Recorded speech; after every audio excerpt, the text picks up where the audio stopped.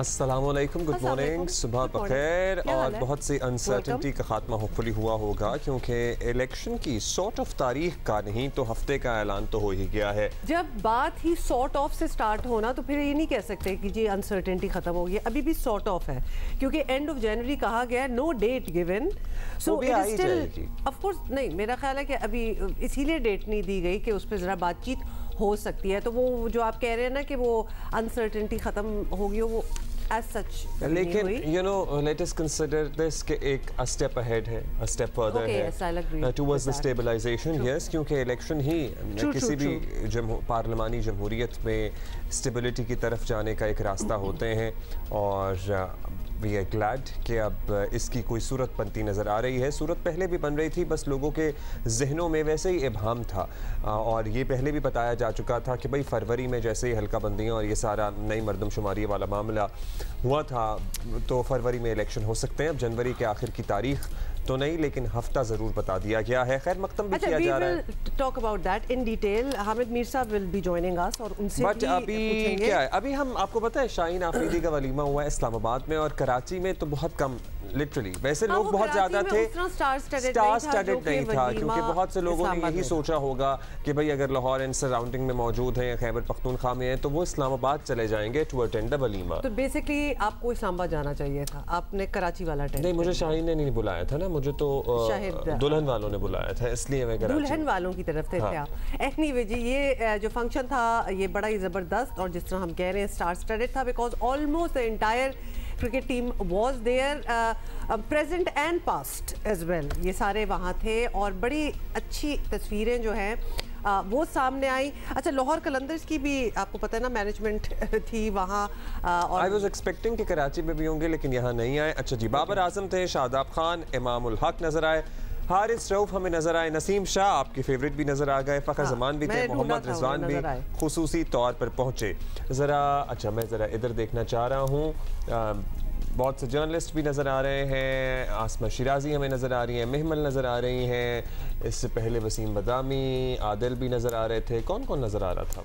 काफ़ी लोग नज़र आ रहे थे। Everybody put their pictures up as well. Obviously it was such a big event. वैसे बाय द वे ये दूल्हे के ससुर बहुत अच्छे लग रहे हैं, दूल्हे के ससुर बहुत कूल लग रहे हैं, लग ही नहीं रहे ना। और अरशद नदीम हमारे ओलंपियन अरशद नदीम, हाँ अरशद नदीम को देख के मैं इतनी खुश थी बिकॉज यू नो ऐसी गैदरिंग्स में ऑनर भी करना चाहिए ना। He is like such a star sports person. हमारे ये हमारे सारे बॉयज इन ब्लैक, ज़्यादातर ने ब्लैक सूट, सारे लड़के जहाँ खड़े हुए थे हमारे क्रिकेट टीम वाले उस तरह तस्वीर पे रुकिएगा। ये तो लाहौर कलंदर वाले हैं ना, राना बरादरान एंड हारिस नजर आ रहे हैं इनके हमरा। और and a lot of people, अच्छा ये हमारे आगे, हाँ most of them are wearing a black suit and a white shirt. So which is the classic। हाँ, और हमेशा ही अच्छे लगते हैं कपड़े। वो लड़के, वो तस्वीर यार जहाँ पे हमारे सारे बॉयज खड़े हैं, वो वाली तस्वीर क्यों नहीं आ रही दोबारा? अभी आ जाएगी। खैर एनीवे तो ये बड़ी ही एक ये लें जी, आपको ये तस्वीर चाहिए थी, ये तस्वीर आपके वीडियो आ गई है तो। बट यू नो व्हाट, देख के ये वाली तस्वीर फाइनली आ गई है और ये इनको देख के ना मजा आ रहा है। You look at them and it looks like a very happy moment. Of course it is a happy moment. Well Shaheen Shah Afridi के लिए भाई था, पीछे वाइट शलवार कमीज में मोहम्मद रिजवान, एम आई राइट? या मोहम्मद रिजवान है या नहीं? बिल्कुल वो ही है, रिजवान ही है। सो बहुत ही अच्छी इमाम अपने भी बड़ा जबरदस्त ड्रेसअप हुए हैं, प्रिंस कोट एंड शलवार कमीज, एंड शादाब ने तो सिल्क ब्लैक शर्ट पहनी हुई है with the jacket with the suit. और हाँ आई कुड सी दैट। सो शाहीन ने अच्छा 3 पीस सूट पहना है, शुएब अख्तर और यूसुफ भी नजर आ रहे हैं। Shaheen is wearing a 3 piece, अंदर इनके black on black है, different it is not black on black, it is very dark green basically I think. So there's a waistcoat, pants and obviously a jacket and a black shirt. So ये है and ये हमेशा ही अच्छे लगते हैं। हाँ exactly, दूल्हे के ससुर basically दूल्हे के ससुर हमेशा ही अच्छे लगते हैं, सबसे अच्छे लगते हैं। चलो जी, that is good। कर लीजिए शादी, हमने देख ली। रमीज राजा भी बाय द वे इधर देख लें आप। इनका हेयर स्टाइल तब्दील होना है कभी? नहीं, ऑफ कोर्स नॉट। ये मतलब ये अपने हेयर स्टाइल से ही तो पहचाने जाते हैं। इनफैक्ट अभी इधर मुंह नहीं था इनका, लेकिन हमने पहचान लिया कि यही थे। This is another picture of a lot of people. Okay, let us move on. और ये हो गया जी Walima, and this actually effectively concludes the wedding festivities. आपको पता है वलीमा जब हो जाता है तो फिर वो पब्लिक फेस्टिविटीज़ जो होती हैं वो तो बेसिकली ख़त्म हो ही जाती हैं।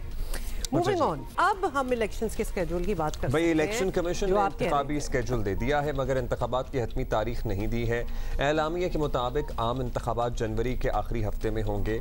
27 सितंबर को हल्का बंदियों की इब्तदाई फहरिस्त शाया होगी। एतराज़ात और तजावीज़ की समात के बाद 30 नवंबर को हल्का बंदियों की हतमी फहरिस्त दी जाएगी। हतमी फहरिस्त के 54 दिन बाद जनवरी के आखिरी हफ्ते में आम इंतखाबात होंगे। तालियां हो जाएं जी। इलेक्शन कमीशन ने चारों सूबों के चीफ सेक्रेटरीज को खत लिख दिया है और लिखकर आम इंतखाबात की तैयारियां शुरू करने का हुक्म भी दे दिया है। निगरान हुकूमत इलेक्शन कमीशन के फैसले पर खुश है।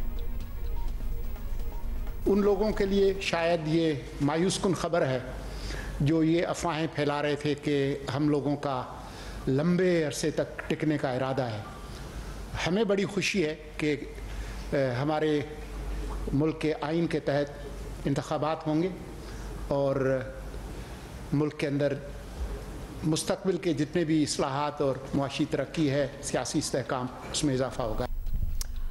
मुस्लिम लीग नून, MQM, ANP ने इलेक्शन कमीशन के फैसले का खैर मकदम किया है। पीपल्स पार्टी भी इंतखाबी स्केड्यूल के ऐलान से मशरूत मतलब मुतमईन हम कहेंगे, मुतमईन तो नज़र आ रही है।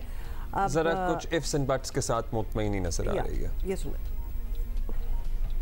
देखें, एक खुश आइन तो है, हम इसको वेलकम भी करते हैं, लेकिन इसके साथ साथ हमारा ये मुतालबा है कि इलेक्शन स्केड्यूल भी दे दिया जाए ताकि वो सब चीज़ें सामने आएँ। मिसाल के तौर पर हमने कहा था ठीक है नवंबर तक अगर उन्होंने अपना एक दिया है टाइम फ्रेम इनका डिलिमिटेशन का, तो उसके साथ साथ इलेक्शन स्केड्यूल आ जाए कि जी 1 दिसंबर से फॉर्म मिलना शुरू हो जाएंगे, इस तारीख को भरने हैं, जो प्रोसेस होता है तो वो ज़रूर होना चाहिए। तहरीक इंसाफ ने फैसले की मुखालफत करते हुए अदालत जाने का ऐलान कर दिया है भाई। और PTI का मौक़िफ़ ये है कि इलेक्शन आइनी मुद्दत 90 दिन के अंदर होने चाहिए। उन्हें इस पर भी एतराज़ है कि इलेक्शन कमीशन ने इंतखाबी स्केड्यूल के लिए सदर से मुशावरत नहीं की। इंतखाबात के ऐलान के बाद अब इंतखाबी मुहिम चलाने का वक्त शुरू हो गया है। सियासी जमातों का इबहाम और क़यास आराइयाँ ख़त्म हो जानी चाहिए कि इलेक्शन कब हो रहे हैं और हो भी रहे हैं या नहीं हो रहे हैं। वैसे काफ़ी क्लैरिटी तो आ गई है। दूसरा जो खदशात थे कि बात मई जून तक जा सकती है वो भी अब नहीं रही है। अब बेहतर यही है कि इलेक्शन कमीशन जल्द हतमी तारीख का ऐलान भी कर दे ताकि जो थोड़ा बहुत इबहाम रह गया है वो ख़त्म। अब वैसे इबहाम कम हो गया है, काफ़ी थोड़ा बहुत जो रह गया है वो भी कम हो जाएगा। सीनियर सहाफ़ी तजज़ियाकार हामिद मीर साहब हमारे इसका इम्पैक्ट क्या होगा, क्या हुआ है उसमें बात मीर साहब, इलेक्शन कमीशन की जानिब से एक रफ सा स्केड्यूल इसको कह लें वो आ गया है। सदर मुमलकत की ख्वाहिश के बावजूद बज़ाहिर कमीशन ने आला अदलिया से मुशावरत के बगैर तारीखें जो हैं वो दे भी दी हैं। बहरहाल कोई डेट तो चलने सामने आ गई है, तो क्या तमाम सियासी जमातों को इसे खुश आमदीद कहना चाहिए या अब भी कोशिश यही की जाए कि इलेक्शन 90 दिन की आइनी बंदिश के अंदर ही हो जाए? देखिए, ये जो इलेक्शन कमीशन ऑफ पाकिस्तान ने एक ऐलान किया है, इस ऐलान में उन्होंने इलेक्शन की तारीख तो नहीं दी। उन्होंने तो सिर्फ एक ऐलान में ये कहा है कि जनाब जनवरी के आखिरी हफ्ते में इलेक्शन हो जाएगा। आखिरी हफ्ते के तो 7 दिन हैं, तो 7 दिन में से कौन सा दिन होगा जिस दिन इलेक्शन होगा? तो इलेक्शन कमीशन ऑफ पाकिस्तान जो है उसका रिपीटेडली ये मौक़िफ़ रहा है कि इलेक्शन की डेट देने का इख्तियार प्रेसिडेंट ऑफ पाकिस्तान को नहीं है, इलेक्शन कमीशन को है। तो फिर अगर इलेक्शन कमीशन समझता है कि इख्तियार उसके पास है तो डेट देना ये क्या बात हुई कि जनवरी के आखिरी हफ्ते में इलेक्शन हो जाएगा? ये तो कोई हतमी ऐलान नहीं है। तो लोगों को हतमी तारीख जो है वो बताएं कि किस तारीख को आप इलेक्शन करवाएंगे। सदर आरिफ अलवी ने 6 नवंबर की तारीख तजवीज़ की थी। अगर आपको वो कबूल नहीं है तो आपको तारीख देनी चाहिए। लिहाजा बहुत सी सियासी जमातें जो हैं वो इस मुबहम से ऐलान को उन्होंने वेलकम नहीं किया और उन्होंने ये कहा है कि इलेक्शन कमीशन ऑफ पाकिस्तान को हतमी तारीख का ऐलान करना चाहिए। सवाल ये पैदा होता है कि आप ये क्यों कह रहे हैं कि हम जनवरी के आखिरी हफ्ते में इलेक्शन का ऐलान करेंगे, आप हतमी तारीख का ऐलान क्यों नहीं कर रहे? इसकी थोड़ी सी अगर इलेक्शन कमीशन वजाहत कर दे तो बड़ा अच्छा होगा। अच्छा, अब आप कह रहे हैं जी हतमी तारीख का ऐलान हो जाना चाहिए, अभी तो चले हफ्ता ही सामने आया है। इलेक्शन कमीशन का सारा स्केड्यूल इस चीज़ पर बुनियाद करता है कि हल्का बंदियाँ जल्द मुकम्मल हों और उन पर ऐसे एतराज़ात ना आएँ जिनका हल बहुत ज़्यादा वक्त मांगता हो। सियासी जमातों का मूड देखते हुए मीर साहब, आपको लगता है कि ऐसी हल्का बंदियाँ मुमकिन भी हैं जिन पर सब का इत्तफाक़ राय हो जाए? देखिए, मेरी जो ज़ाती राय है वो बहुत से लोगों को पसंद नहीं आएगी। सियासी जमातों का मूड, इसकी कोई अहमियत नहीं है। अगर किसी चीज़ की अहमियत है तो वो आईन पाकिस्तान है, और आईन पाकिस्तान में एक जगह पे नहीं, दो जगह पे नहीं, 3-4 जगह पे ये रिपीट किया गया है कि असम्बली अगर डिज़ोल्व होती है तो डिज़ोल्व होने के 90 दिन के अंदर इलेक्शन होगा। और इलेक्शन कमीशन ऑफ पाकिस्तान जो है वो इस आइनी तकाज़े की खिलाफ वर्जी कर रहा है, और मुश्तरका मफादात कौंसिल के जिस इजलास में किए गए फ़ैसले का कवर ले रहा है, उस इजलास में भी बहुत से लोगों को एतराज़ात हैं। तो वो जो मुश्तरका मफादात कौंसिल का इजलास है, वो इजलास आईन पाकिस्तान से बड़ा नहीं है। लिहाजा मैं ये समझता हूँ कि 6 या 7 नवंबर 2023 के बाद जो भी इलेक्शन होगा वो गैर आईनी होगा। राइट। अच्छा मीर साहब, इलेक्शन की तरफ जाने के लिए सब फरीकैन का एक और मुतालबा भी है, और वो जायज़ मुतालबा है कि सबको लेवल प्लेइंग फील्ड जो है वो मिले। पीपल्स पार्टी जो है वो सबसे ज़्यादा शिकायत है इससे मुतालिक उनको। आपको उनकी बात में वज़न नज़र आता है? नहीं, मुझे कोई वज़न नज़र नहीं आता, इसलिए कि level playing field People's Party मांग रही है मुस्लिम लीग नून से। अब लेवल प्लेइंग फील्ड तो उन्हें इलेक्शन कमीशन ऑफ पाकिस्तान से मांगनी चाहिए, क्योंकि अगर सिंध में कुछ सरकारी अफसरान के जो तबादले हुए हैं या उनकी जो तकर्रियाँ हुई हैं वो मुस्लिम लीग नून ने तो नहीं की, वो तो इलेक्शन कमीशन ऑफ पाकिस्तान ने की हैं, या हो सकता है कि किसी और ताकतवर इदारे ने की हों। तो पाकिस्तान पीपल्स पार्टी जो है उसको ज़रा खुल के बात करनी चाहिए। ये मुझे तो समझ नहीं आ रही कि जी मुस्लिम लीग नून जो है वो हमें लेवल प्लेइंग फील्ड दे। पीपल्स पार्टी के कुछ रहनुमाओं का ख्याल है कि इस वक्त जो निगरान हुकूमत है वो निगरान हुकूमत दरअसल मुस्लिम लीग नून की हुकूमत है। तो ये भी एक स्टेटमेंट है, ठीक है, वो समझते होंगे कि जी इस निगरान हुकूमत में आहद चीमा साहब हैं या फवाद हसन फवाद साहब हैं या तोकीर शाह साहब हैं, तो उनका मुस्लिम लीग नून से बहुत ताल्लुक़ रहा है। तो जो निगरान वज़ीर आज़म अनवारुल्लाह काकड़ साहब, वो तो बलूचिस्तान अवामी पार्टी के सेनेटर थे ना, और जो निगरान वज़ीर दाखिला हैं सरफराज बुख्ती साहब, वो भी बलूचिस्तान अवामी पार्टी के सेनेटर थे। तो अगर वज़ीर आज़म और वज़ीर दाखिला का ताल्लुक़ बलूचिस्तान अवामी पार्टी से है, तो फिर मुस्लिम लीग नून से लेवल प्लेइंग फील्ड क्यों मांगी जा रही है? बलूचिस्तान अवामी पार्टी से लेवल प्लेइंग फील्ड क्यों नहीं मांगी जा रही, या बलूचिस्तान अवामी पार्टी से लेवल प्लेइंग फील्ड मांगने की हिम्मत नहीं है?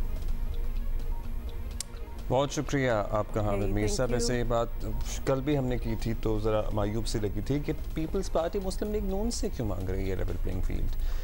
एनी हाउ, और फिर उसके जवाब में भी उन्होंने कहा था कि जो उनकी लेवल को ख़राब कर रहे हैं उन्हीं से मांगेंगे। बट हामिद मीर साहब का ये मौक़िफ़ है कि भाई 6 या 7 नवंबर के बाद जो भी इलेक्शन होंगे वो मुतनाज़े होंगे। देखिए मीर साहब, बाय द वे आपने नोटिस किया कि वही बात की थी कि डेट देनी चाहिए थी and not just a rough idea. बहुत से लोग वैसे अभी तक इलेक्शन की तारीख के मामले पे सुप्रीम कोर्ट की तरफ नजरें जमाए हुए हैं, तो चीफ जस्टिस ऑफ पाकिस्तान इस मामले पे क्या कोई मौक़िफ़ देते हैं, क्या इस मामले को टेकअप करते हैं, सुप्रीम कोर्ट की तरफ से क्या फैसला सामने आता है, that would also be interesting to see, because election commission ने तो अभी बज़ाहिर अदालत से मुशावरत के बगैर जनवरी के आखिरी हफ्ते का कह दिया है, लेकिन बहुत से सवाल हैं कि आइन जब कहता है कि 90 दिन के अंदर इंतखाबात होने हैं, तो वो जो हमारी कमेटी में फ़ैसला हुआ था, CCI में फ़ैसला हुआ था, काउंसिल ऑफ कॉमन इंटरेस्ट में जो फ़ैसला हुआ था मरदमशुमारी और हल्का बंदियों के बाद, उन दोनों के अगर तवाज़ुन निकाला जाए तो कंपैरिजन में किसकी अहमियत ज़्यादा है, किस बात का वज़न ज़्यादा है? इससे पहले पंजाब असेंबली भी डिसॉल्व हुई थी, उसके भी याद है आपको कि होने थे, मतलब प्रेसिडेंट है हमारे पास, तो पहले भी नहीं हुए, तो why are we even thinking कि इस बार भी 90 दिन के अंदर ही अंदर होना है? या तो उस वक्त ही करेक्शन हो जाती और फिर जरूरत ना होती कि आगे इससे बिल्कुल आपने you are bound by the constitution वाली बात हो जाती, बट ऐसी है नहीं ना, it's a very open thing. Whether you are bound by the constitution या फिर काउंसिल ऑफ सीसीआई के इजलास में जो फैसला हुआ था मरदमशुमारी और हल्का बंदियों का, उसकी ज़्यादा अहमियत है। ये फैसला सुप्रीम कोर्ट भी कर सकती है, सो लेट्स सी क्या होता है। Remains to be seen. Okay, moving on. और दिल का रिश्ता आपको पता है बड़े अच्छे सजेशंस दे रहे हैं, मतलब होपफुली अच्छे ही दे रहे हैं और आप लोग फॉलो भी कर रहे होंगे।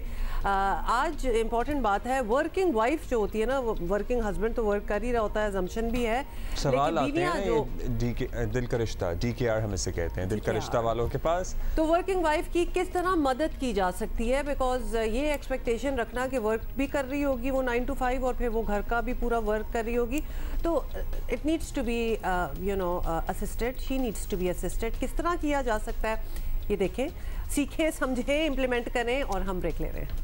ब्रेक तो चाहिए होगी उसके बाद। दिल का रिश्ता टॉक फेसबुक ग्रुप पे हारिस हमसे पूछते हैं, मैं और मेरी बीवी दोनों काम करते हैं, लेकिन मैं घर आके रिलैक्स हो जाता हूँ, जबकि मैं ये नोटिस कर रहा हूँ कि मेरी बीवी फिर भी स्ट्रेस में ही रहती हैं। मैं ऐसी सूरत में उनकी कैसे हेल्प कर सकता हूँ?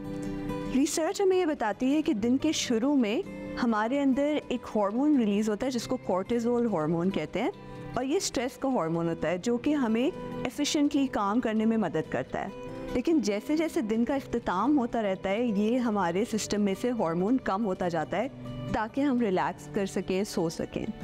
लेकिन जब हस्बैंड और वाइफ दोनों के हार्मोन लेवल्स को कंपेयर किया गया तो देखा गया कि हस्बैंड तो ऑफिस से घर आके उनका कोर्टिसोल लेवल ड्रॉप हो जाता है, लेकिन वाइफ का मुसलसल एक जैसा रहता है। इसकी वजह ये बताई जाती है कि घर आके भी चूँकि उनकी घरेलू जिम्मेदारियाँ उनको ये महसूस नहीं होने देती कि उनका दिन ख़त्म हो गया है, तो उनका कोर्टिसोल लेवल भी ड्रॉप नहीं करता और इसलिए वो रिलैक्स नहीं कर पाती। तो अगर आप अपनी बीवी की असल में मदद करना चाहते हैं तो उनके ऊपर से घरेलू जिम्मेदारियाँ थोड़ी कम कर दें, उनका हाथ बटाएं, और एक मखसूस वक्त के बाद उनको भी लगना चाहिए कि घर आके उनकी ड्यूटी अब ख़त्म हो गई है।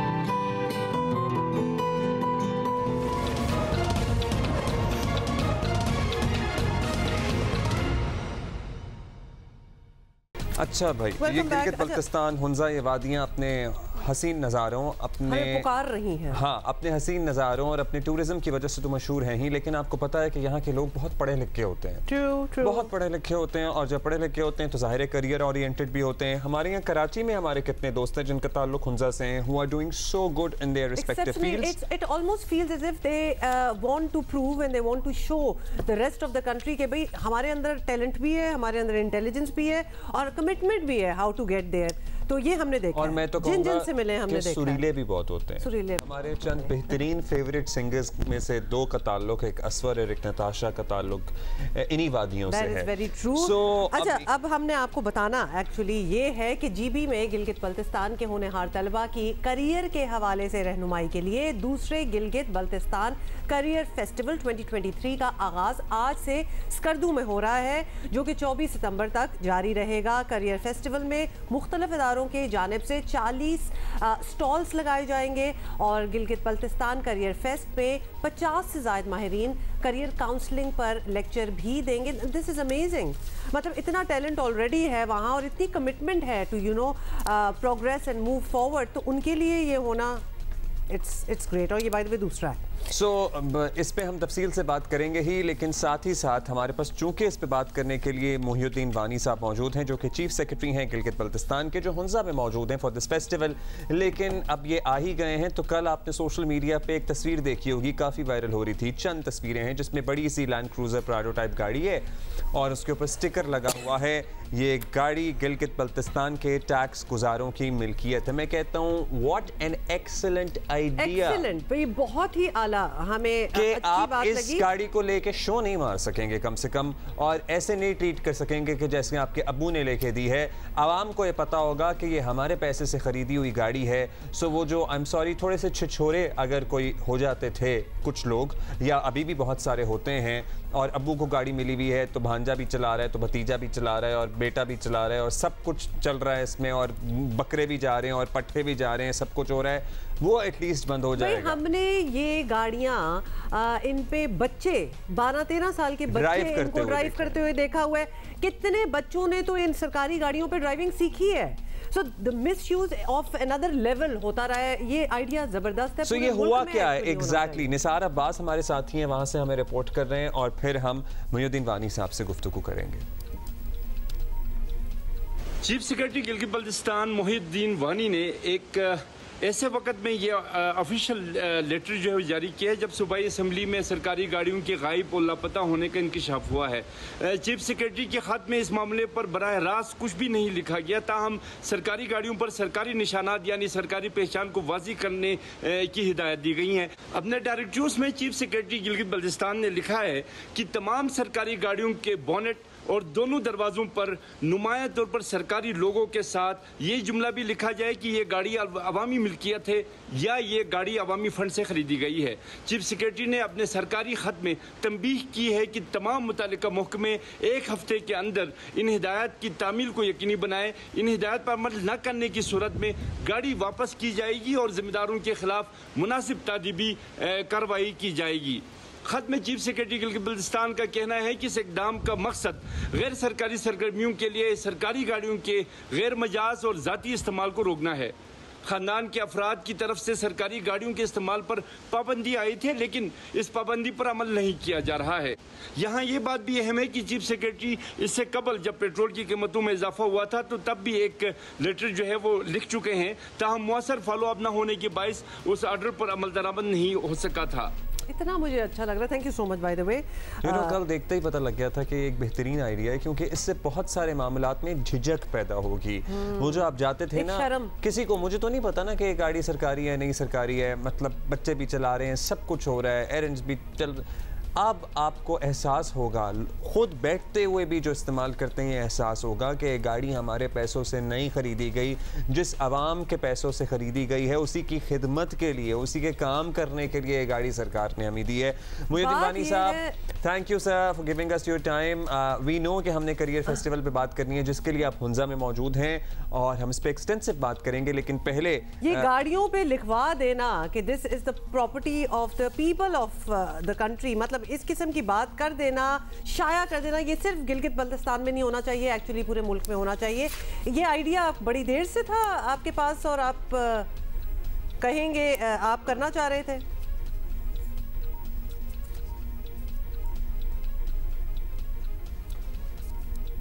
हमारा ज़रा राब्ता अभी हमें okay, will try to connect again with Muinuddin साहब। आइडिया हमें बड़ा अच्छा लगा है। अच्छा, बहुत जगह हमने देखा है ना कि एक अनड्यू एडवांटेज ले रही होती हैं बहुत बड़ी बड़ी गाड़ियाँ, और ये नहीं पता होता कि हो क्या रहा है, ट्रैफिक जैम की होती है।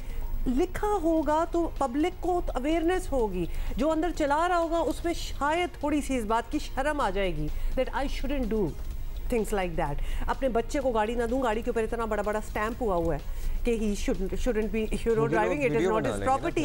तो वी आर होपिंग कि ये एक ये इसका रिपल इफेक्ट होना चाहिए, और ये भी मेक श्योर किया गया है कि जिसकी गाड़ी पे स्टिकर नहीं होगा वो अपने दफ्तर में नहीं एंटर हो सकेगा।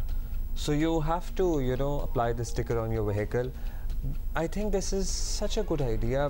मैं कह रहा हूँ कि ये आइडिया पहले क्यों नहीं आया किसी के दिमाग में। एक्चुअली अगर देखें ना, ये और आवाम को अब ये भी पता लगेगा कि इन गाड़ियों की क्या ज़रूरत होती है। चलिए ये तो पहाड़ी टेरेन है, आई डोंट नो कि क्या मामलात हैं, लेकिन अदरवाइज़ यहाँ पे या अदरवाइज़ दीगर शहरों में हम देखते हैं इतनी बड़ी बड़ी गाड़ियाँ जो कि इतना फ्यूल कंज्यूम करती हैं, उनकी क्या ज़रूरत है। अच्छा जी, चीफ सेक्रेटरी जी भी मुइनुद्दीन वानी हमें ज्वाइन करेंगे, लेकिन उससे पहले हम एक छोटी सी ब्रेक ले लेते हैं। मुइनुद्दीन वानी साहब।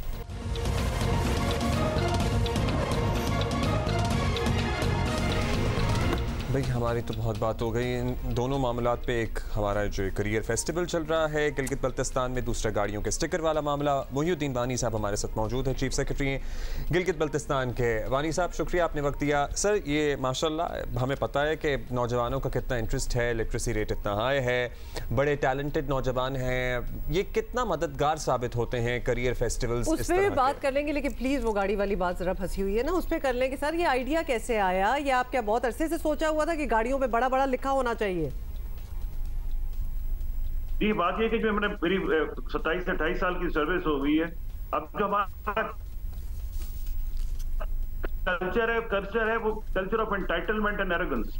हम अपना दरवाजा खुद नहीं खोलते, कोई शोफर के साथ बैठने को तैयार नहीं है, गाड़ी बड़ी होती है, एक्सेस सबसे पहले मांगते हैं, गेट के आगे उतरते हैं, तो उससे हमारा पब्लिक परसेप्शन बहुत बुरा है। जो अच्छा काम कर रहा है वो भी बुरा लगता है, जो अच्छा काम नहीं कर रहा वो तो बुरा होता ही है। तो it's one of the moves to improve the public perception कि हमारे लोग डिस्करेज होंगे गाड़ियों के अब्यूज से। They will more focus on object driven use of vehicle, कि अगर आपने कोई फील्ड का जेन्युइन विजिट करना है, कोई प्रोजेक्ट का विजिट करना है, कोई स्कूल का विजिट करना है, ये आपकी गाड़ी is a necessity not a luxury for us. और सिविल सर्विस ने अगर रिटेन रहना है, रेलेवेंट रहना है, तो अपने पब्लिक परसेप्शन के लिए भी फाइट करनी है। So again, it will help me and my team to make our members accountable based on citizen feedback. तो जो citizen feedback अभी तो आपने कर दिया और ये पूरे मुल्क में सराहा गया है इक़दाम। It is a great idea, लेकिन आपके कॉलीग्स, आपके पीयर्स, आपकी team, how do they feel about it? उनको कैसा लग रहा है ये स्टिकर लगाना अपनी गाड़ियों पे? सर दिल का हाल तो मैं नहीं बता सकता, लेकिन सामने 2-3 चेहरे पड़े आपने लोगों के? नहीं, कुछ सम आर अनहैप्पी, वो कहते हैं ऑलरेडी हमारी क्लीन प्लेट थी तो ये it will be very humiliating and insulting. मैंने कहा जी जब हम गरीबों के काम नहीं करते, उनको एक्सेस नहीं देते, उनको दर बदर की वो ठोकरें खाते हैं, उस वक्त हम ह्यूमिलिएट इंसल्ट नहीं होते।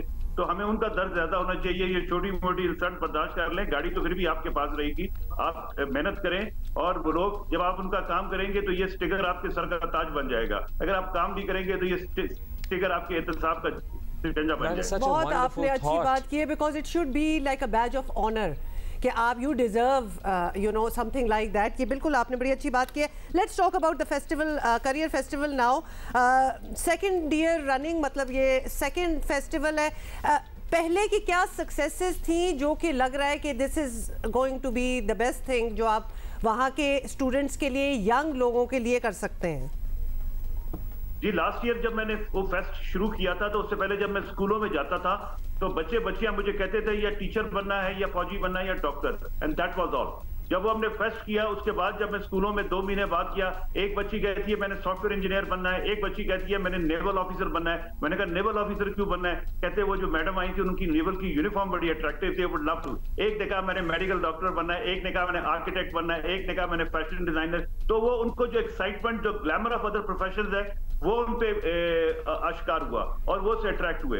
तो इस दफा मैंने लाम्स को भी बुलाया, नफ्स को भी बुलाया, नेशनल स्किल यूनिवर्सिटी, मतलब civil servant, military, navy, air force, police, every walk of life is there, bankers, chartered accountants, data analytics person, ताकि बच्चों को ऑप्शन दी जाए। वो जो एकेडमिक स्ट्रेस है कि मैंने डॉक्टर बनना है या इंजीनियर बनना है, और उसके बाद मेरी, आपको अंदाजा नहीं है 2 डिस्ट्रिक्ट्स में सुसाइड रेट्स की एक कंट्रीब्यूटिंग रीजन एकेडमिक स्ट्रेस है, हार्डकोर कंपटीशन है, क्योंकि वो जिंदगी में समझते हैं कि अगर ये 2 फील्ड ना मिली तो जिंदगी खत्म है। हमने इनको ये बताना है कि जिंदगी के हर फील्ड बेहतरीन है, बैंकिंग का फील्ड बेहतरीन है, मीडिया का फील्ड बेहतरीन है, सिविल सर्विस का है, फॉरेन सर्विस का है, डिप्लोमेट्स का है, एडीबी का, वर्ल्ड बैंक की एक कंसल्टेंट आ रही है हमारे पास। तो excite them about opportunities everywhere. दूसरी बात यहाँ पे ये आके इन इदारों के बारे में बताएंगे, इन प्रोफेशंस के बारे में बच्चों को ऑब्वियसली नेचुरली गाइड भी करेंगे, लेकिन क्या जॉब इंटरव्यूज भी होंगे, एम्प्लॉयर्स भी आएंगे, जाहिर है पोटेंशियल एम्प्लॉयज तो होंगे मौजूद, रियल अपॉर्चुनिटीज भी खुलनी चाहिए। यहाँ पे बच्चे अपने सीवीज भी दे सकेंगे, अपने रेज्यूमेस के साथ ला सकेंगे। एक तो मैं आपको बता दूं, this is a career fest तो में गाइडेंस दी जा रही है कि आप अभी यूज कर सकते हैं। It's not an end of graduate fair, वो ऑप्शन, वो अलग एक्टिविटीज, जॉब फेयर नहीं है, ये करियर फेस्ट है, नस्ट भी है, वो सारा वो अलग होंगे, लेकिन ये फोकस है कि जो मैट्रिक करियर फेस्ट है। इसमें एक और बात है, बड़ी इंपॉर्टेंट बात है, जीबी जो एरिया है यहाँ पर, एक और बात, जीबी में वैलीज इतनी दूर दूर है कि लोग सारी जिंदगी गुजार देते और एक दूसरे से नहीं मिल पाते। यहाँ से हुंजा के बच्चे भी यहाँ आ रहे हैं, गिलगित, चिलास, तो आपस में मिलने का बहुत एक्सपीरियंस हो रहा है। The kids are excited. उन्होंने कहा जिंदगी में कभी अपनी सिटी से बाहर नहीं निकले, अपने गांव से बाहर नहीं निकले, आज हम स्कर्दू आ रहे हैं। तो it's learning, sheer coming to this festival itself is a learning for them, meeting people of other sex, other areas. So there will be a lot of networking. जी बिल्कुल, ये एक अपॉर्चुनिटी फॉर नेटवर्किंग भी definitely होगी। लेकिन जो आपने बात की है ना, दिमाग खुलना to other professions and other areas, ये बहुत अच्छी बात है। तो ट्रैवलिंग से ही दिमाग खुलना शुरू हो जाएंगे। 75 साल से हम ये डॉक्टर और ये टीचर और इसी में एक्चुअली फंसे हुए हैं। So that is really good. जरा turn out rate of girls बताएं कि गर्ल्स स्टूडेंट्स एस्पायरिंग वो भी बहुत आती हैं, उनके लिए कोई स्पेशल अट्रैक्शंस होती हैं, ये बताइएगा। जी, लास्ट ईयर भी ये हुआ था कि गर्ल्स आउट नंबर्ड बॉयज, तो मुझे बल्कि उन डिस्ट्रिक्ट्स जहां से बच्चियां नहीं आ पा रही थी, दूर थी, मुझे उनकी बच्चियों के मैसेजेस आए, then I had to send special vehicles to bring them here. तो इस दफा भी मैंने, लेकिन थोड़ी सी एनवायरनमेंट में यहाँ कर दूं कि अ बिट ऑफ कंजर्वेटिव है, तो मैंने तीसरा दिन ऑल गर्ल्स कर दिया। तो it will be 8 to 10,000 girls all third day, तो दैट एक्सक्लूसिवली जो आना चाहें, जो थोड़ी सी शाय हैं, उनको थोड़ा एक्सपोजर ज्यादा चाहिए, पहला ट्रिप है, उनके वालिदैन अलाउ ही इस वक्त कर रहे हैं दूसरे ट्रिप से कि ऑल गर्ल्स होगा। तो तीसरा दिन हमने एक्सक्लूसिवली गर्ल्स 8 to 10,000 इंशाल्लाह। Wonderful, wonderful. अब ये जो तमाम ट्रांसपोर्टेशन का इंतजाम है, ये सारा आपने सरकार के तहत everything end to end is being taken care, logistics, रात को भी बच्चे यहाँ ठहरे हुए हैं, उनका खाना, उनका फिरना। I have lot of partners who have supported us. कई ऑर्गेनाइजेशंस ने खुद किया है, स्पार्को से आए हैं, कराची से, नस से आए हैं, बैंक से आए हैं, बैंक ऑफ पंजाब आया, यू नेम, बस जिसको मैंने कहा है जरा मोटिवेट होके आए हैं। बल्कि पहला one of the key note lectures is on Zoom by Mr. Fawad Hassan Fawad. So he is coming as one of the keynote speaker. उन्होंने कहा बच्चों से मैं बात करना चाहूंगा। Again, it's very interesting.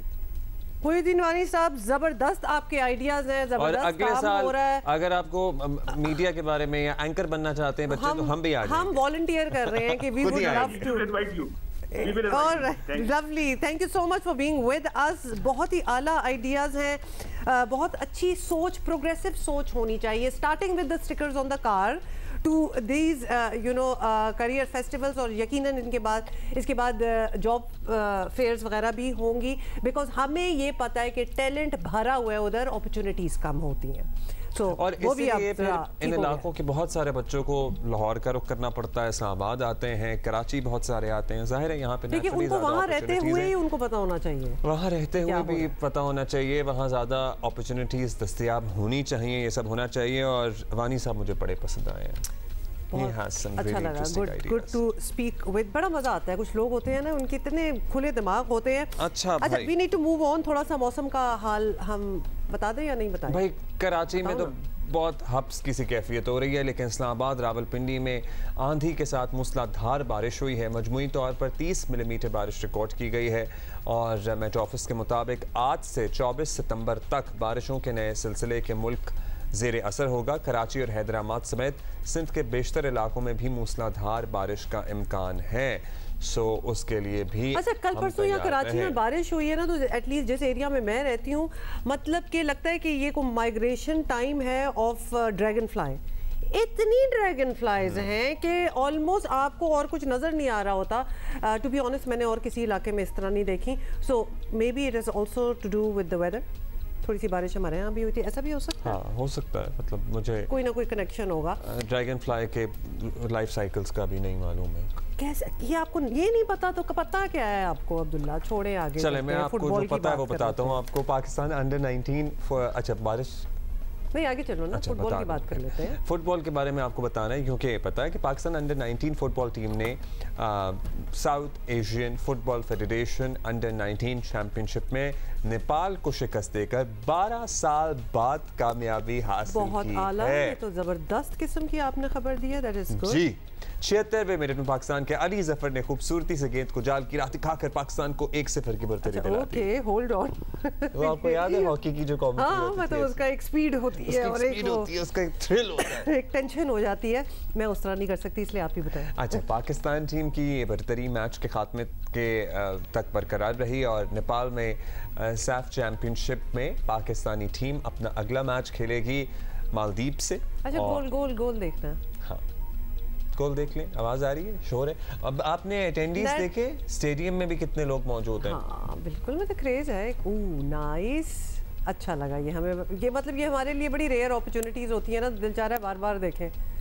हमारा अगला मैच होगा मालदीव से 23 सितंबर को, जिसे मालदीव्स भी कहते हैं। मालदीव्स ही कहते हैं? हाँ, मालदीव। क्यों, आप क्या कह रहे थे? मालदीव। आपने कोई गाना बना दिया है ना, कोई old Bollywood song. Okay, alright. तो खैर अच्छी बात हमें ये लगी, एक तो we are crazy about football, और ऐसी कोई सक्सेसेस होती हैं ना तो फिर ज़रा और कॉन्फिडेंस बढ़ता है कि we should be in more tournaments. और अच्छा, अभी शादी तो हो गई है शाहीन की खत्म, अब वर्ल्ड कप की टीम और वर्ल्ड कप के दीगर मामला जो जुड़े हुए हैं उससे पीसीबी के अंदर क्या खिचड़ी पक रही है, इसमें हम जरा तफसील से बात करेंगे। और बाय द वे 11:15 को आज वर्ल्ड कप के लिए पाकिस्तान स्क्वाड जो है, जो टीम है, वो भी अनाउंसमेंट उसकी होनी है। इंजमामुल हक सेलेक्टर जो हैं उन्होंने सेलेक्ट कर लिया है। हम 11:15 बजे से पहले तक तुक्के लगाएंगे। हाँ, मजा आएगा। ओके, ऑलराइट, ब्रेक लेते हैं।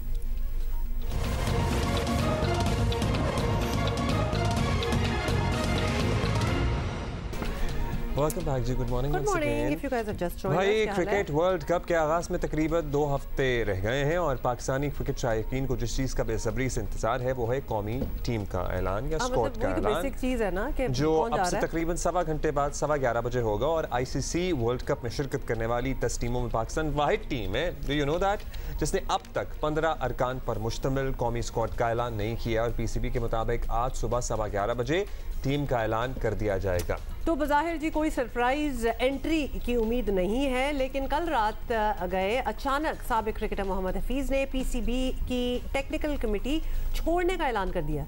क्यों? अच्छा, जिस पर काफ़ी ऑब्वियसली बातें हो रही हैं कि हुआ क्या इधर। और इससे पहले वर्ल्ड कप स्क्वाड के इंतखाब और रिव्यू सेशन की अंदरूनी कहानी भी सामने आ चुकी है, जिसमें कप्तान की तब्दीली की खबरें भी सुनने को मिली हैं, which would be a very big thing. This is too close by the way, अगर ऐसी बातें हो रही हैं। और ज़राए बताते हैं कि बाबर आजम ने ख्वाहिश जाहिर की कि उन्हें कप्तान और शादाब को नायब कप्तान के ओहदों से ना हटाया जाए, जबकि डायरेक्टर क्रिकेट जो हैं मिकी आर्थर ने तस्लीम किया कि फिटनेस के साथ खिलाड़ियों की फॉर्म और मिडिल ऑर्डर के मसाइल हैं। और ज़राए ने मज़ीद बताया कि रिव्यू सेशन में कप्तान और डायरेक्टर क्रिकेट वर्ल्ड कप के लिए कोई प्लानिंग पेश ना कर सके। मतलब वी आर 2 वीक्स अवे, क्या हो रहा है? मगर ये मिकी आर्थर जब एतराफ़ कर रहे हैं तो वो इसको ठीक करने के लिए क्या कर रहे हैं? वो इसी को ठीक करने के लिए पैसे ले रहे हैं। इसीलिए तो आए थे आप, मतलब point it out, because point out तो अगर कोई प्लान ही नहीं है तो फिर क्या हो रहा है? अब देखिए, स्क्वाड का इंतखाब तो हो चुका होगा, अब लड़के सेलेक्ट होंगे तो कौम सब भुला कर इन्हें सपोर्ट भी करेगी और करना भी चाहिए। सो हम senior sports journalist Yahya Husaini हमारे साथ मौजूद हैं, उनसे ज़रा बात करते हैं। Yahya, so much going on, मतलब कप्तान तब्दीली की बातें, फिर अब ये भी कहना कि बाबर ने कहा है कि मुझे और शादाब सोहेल इमरान भी हमारे साथ हैं, by the way. Sohail Imran ने भी हमें ज्वाइन कर लिया है, so we will be talking to both of you. Can we start with Sohail Imran first, because Sohail Lahore में क्या चल रहा है, बिकॉज हमने बहुत सी चीजें बता दी हैं, तो बताएं जरा वो अपडेट दें आप।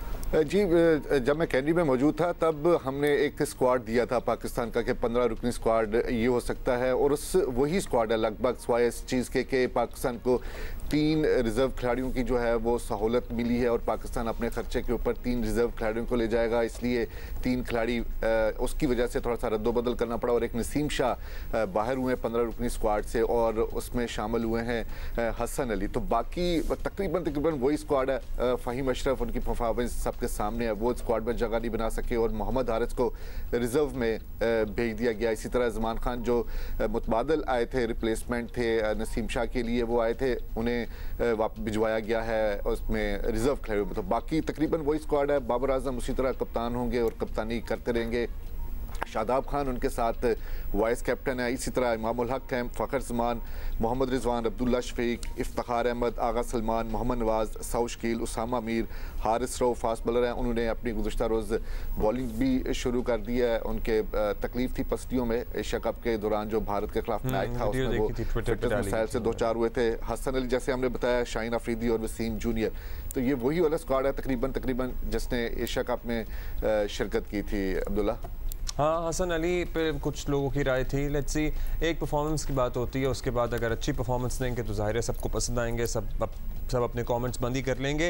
अब या आपसे बहुत से मामला से शुरू कर सकते हैं हम। सबसे पहले तो ये बताइए कि अचानक से मोहम्मद हफीज़ ने टेक्निकल कमेटी छोड़ने का ऐलान किया, इसके पीछे की कहानी पता लगी है आपको कोई?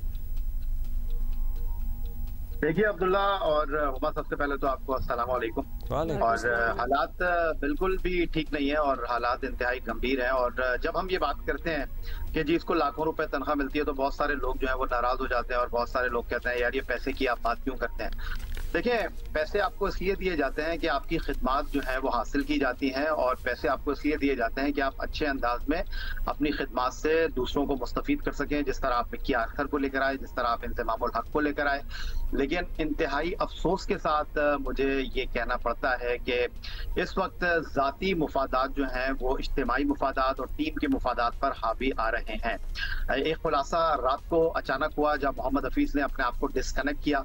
मोहम्मद हफीज़ और मिसबाहुल हक जो है वो टेक्निकल कमेटी का पार्ट है पाकिस्तान क्रिकेट बोर्ड की, लेकिन वो तनख्वाह नहीं ले रहे। और मोहम्मद हफीज़ को पहले क्रिकेट बोर्ड ने कहा था कि आइए और आप हमारे साथ काम करिए, लेकिन बहुत ईमानदारी के साथ मोहम्मद हफीज़ ने कहा कि जी मेरे बहुत ज्यादा कॉन्ट्रैक्ट्स हैं, और एक टाइम पर पाकिस्तान क्रिकेट बोर्ड उनको 30 लाख रुपए माहाना देने के लिए भी तैयार था।